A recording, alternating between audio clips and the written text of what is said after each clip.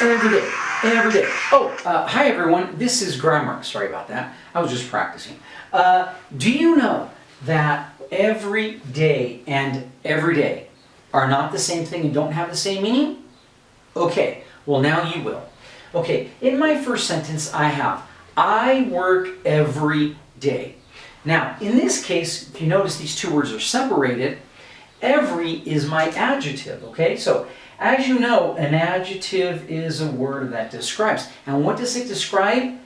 Day. In this case, it is describing a noun, okay? So if I say I work every day, every is describing, in this case, the frequency for for day, okay? And in this case, basically what we can see is that every has the same idea or the same meaning as each, okay? So I can say I work every day, or I can say I work each day.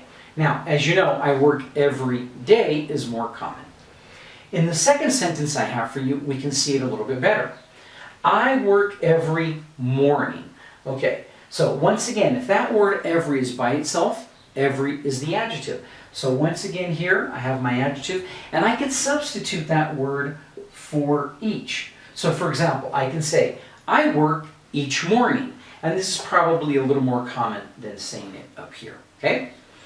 In this last example that I have, if you notice, every day is just one word, every day. So now my adjective is every day, not just every, okay?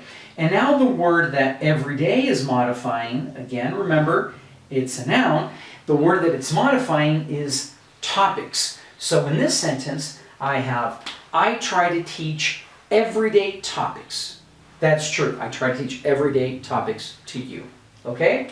So, just to summarize, if I have two words, every and day, every is describing or modifying day. Okay? And I can substitute it for the word each.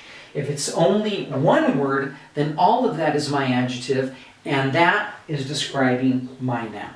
Okay? So, as you can see, the difference between every day and every day is easy peasy, super breezy. Now let's keep on seeing it. Every day, every day, every day.